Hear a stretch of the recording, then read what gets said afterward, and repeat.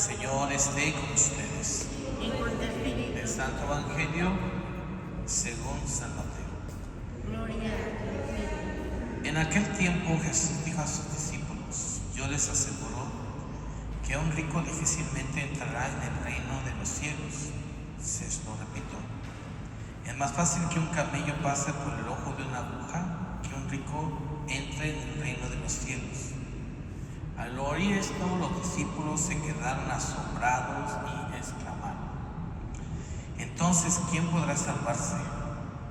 Pero Jesús, mirándolos fijamente, les respondió: para los hombres eso es imposible, mas para Dios todo es posible. Entonces Pedro, tomando la palabra, le dijo a Jesús: Señor, nosotros lo hemos dejado todo y te hemos seguido. ¿Qué nos va a tocar? Jesús les dijo: yo les aseguro que en la vida nueva, cuando el Hijo del Hombre se siente a su trono de gloria, ustedes, los que me han seguido, se sentarán también en 12 tronos para juzgar a los 12 tribus de Israel. Y todo aquel que por mí haya dejado casa, hermanos, hermanas, padre o madre, esposa, hijos, propiedades, recibirá con 100 veces más y heredará la vida eterna. Y muchos primeros serán últimos y muchos últimos serán primeros. Palabra del Señor. Gloria a ti, Señor. Siéntense, por favor. La lectura continuada, si ustedes se acordarán, escuchábamos el día de ayer el diálogo de un joven con Jesús, que inquieto le preguntaba cuál era el camino o la clave para vivir plenamente, para ser pleno, para alcanzar la vida eterna, es decir, la vida que no se acaba, que no tiene fin. Y pues ya vemos que Jesús le dice que pues para eso primero tiene que estar dispuesto a desprenderse de todo. Yo les decía ayer en la noche el diálogo que tuve con un joven, porque yo le dije: oye, habías de vender todo lo que tienes y dárselo a los pobres, pero si yo no tengo nada. Es que si haces eso, vas a descubrir o vas a tener un tesoro. Y me dijo: no, mejor que primero me dé el tesoro y luego vendo todo. Porque así somos, ¿verdad? Somos muy mezquinos, somos muy convenencieros. Buscamos en primer lugar nuestra propia seguridad. Y le decía yo: es que el tesoro sí lo vas a encontrar. ¿Y qué tal si no lo encuentro? Es que sí lo vas a encontrar.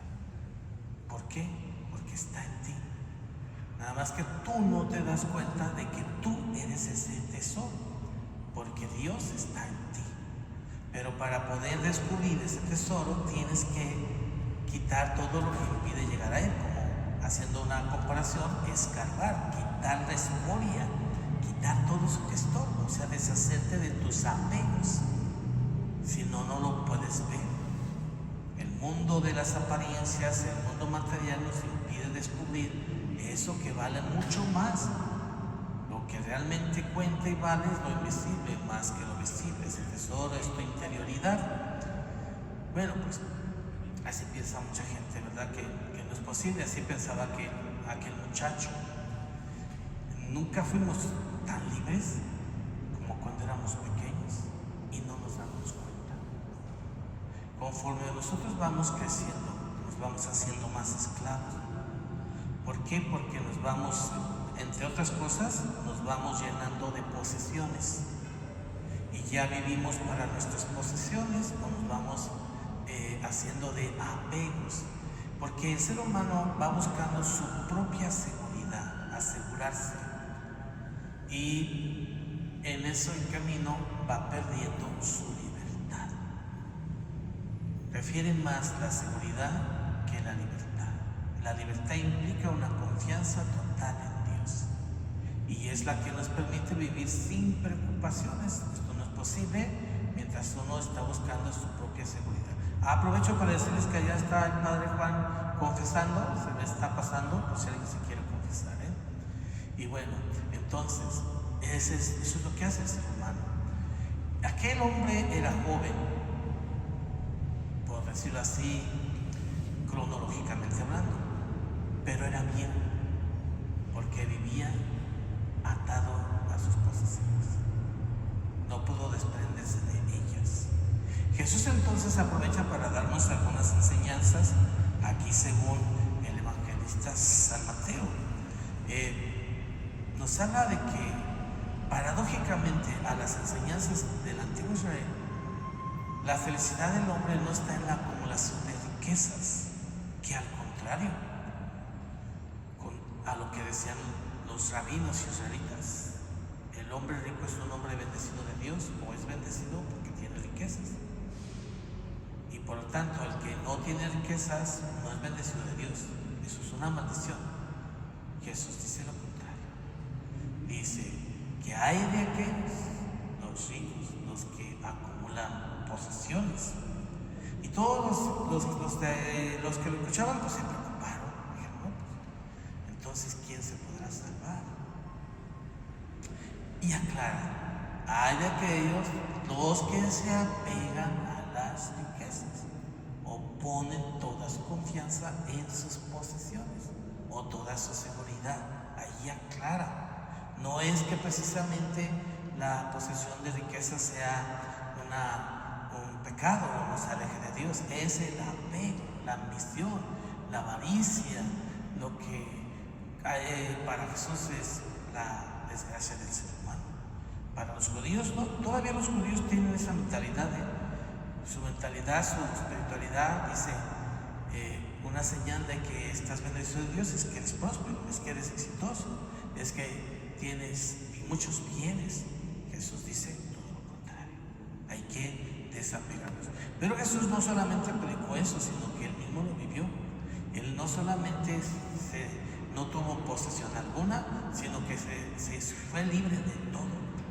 Es decir, renunció a todo, renunció a una familia, renunció a unos hijos, renunció a toda posesión y al final de cuentas renunció a sí mismo ofreciendo su vida por nosotros. El hombre es capaz de esto, porque también aquí hay una cosa muy importante. Cuando ellos se preocuparon por estas enseñanzas, Jesús les dice, porque ellos pensaban, pero es que ¿cómo puede ser? Entonces no es posible. ¿Cómo nos vamos a salvar? Jesús dice estas palabras importantes, parecidas a las que le dice el ángel a la Virgen María. Para los hombres eso es imposible, pero para Dios todo es posible. Vean ustedes el testimonio de Gedeón. Gedeón dice que él era una persona, dice, pero yo soy una persona muy humilde, soy de una familia muy pobre. El Señor lo llama y le dice, tú vas a salvar a Israel con tus propias fuerzas. No creo yo, no puedo. Desde allí se enseña, ¿verdad?, que la salvación no es posible sin ti. Lo que dice San Agustín, el que te hizo sin ti no te salvará sin ti. Es decir, el ser humano tiene el potencial, tiene la capacidad, tiene la riqueza, tiene la capacidad, pero tiene miedo, es inseguro. Y Dios es consciente de eso, y por eso a Gedeón le infunde ánimo. Él duda, pero ¿cómo puede ser posible? Igual que lo que dicen los discípulos, ¿quién podrá salvarse? Es decir, aquí vemos también como un complejo de inferioridad. El pueblo israelita tenía un complejo de inferioridad. Ellos se sentían los últimos, un pueblo inseguro. Es Dios el que va infundiéndole esa seguridad, porque la seguridad es Dios, no es lo que tienes ni lo que posees. Porque cuando yo digo que ese tesoro está en ti, no es en lo que tienes, o lo que puedes tener, o lo que has tenido y ya no tienes, porque no tendrías nada si antes que todo fueras tú. O sea, la riqueza eres tú, la grandeza eres tú eres plenitud. Dice Henry Newman, cada ser humano es un absoluto, es una totalidad, pero lo importante es que descubramos la riqueza de nuestro ser. Y eso solo lo descubrimos interiorizándose uno, es decir, tratando de llegar a nuestra verdad, a lo que realmente somos, por encima de lo que es apariencia. Entonces, Jesucristo nos invita a seguirlo, Y nos dice que si nosotros desperdemos de todo, aquí hay como una trampa, entonces Él nos va a dar eso y mucho más. No es que nos va a dar, sino que ya nos va a dar. Ya es nuestro. La salvación ya es nuestra. El reino ya es nuestro. Lo que necesitamos es descubrir otra afirmación que es nada más una forma diferente de decirlo, es que el reino está en ti. El reino está en ti. De verdad es que entonces puede ser una trampa, porque alguien puede decir, bueno, si Jesús dice que aquel que se desprenda de todo y renuncia a todo, va a recibir después de eso mucho más. Pero fíjese, no dice que va a recibir mucho más casas, ¿no? En otro pasaje sí dice, pero aquí no, dice, va a recibir más. ¿Qué? También lo llega a decir, va a recibir persecuciones, pruebas, dificultades. Porque no todo lo que nosotros pensamos que es bueno para nosotros es bueno. Luego también las pruebas, las dificultades, las persecuciones son una bendición, porque eso nos hace crecer.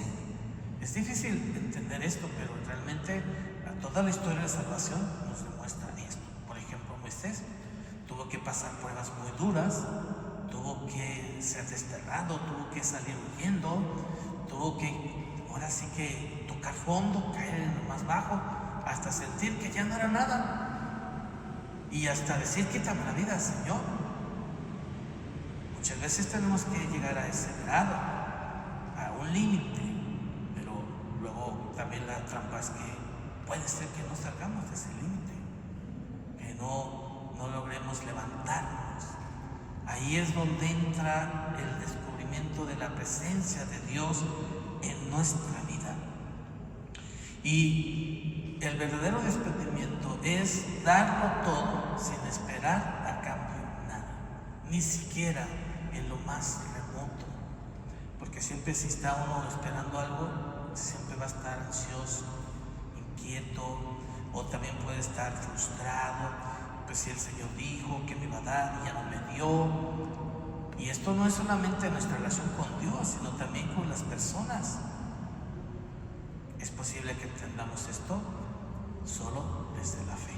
Hay que interiorizarlo, meditarlo, profundizarlo. Así será.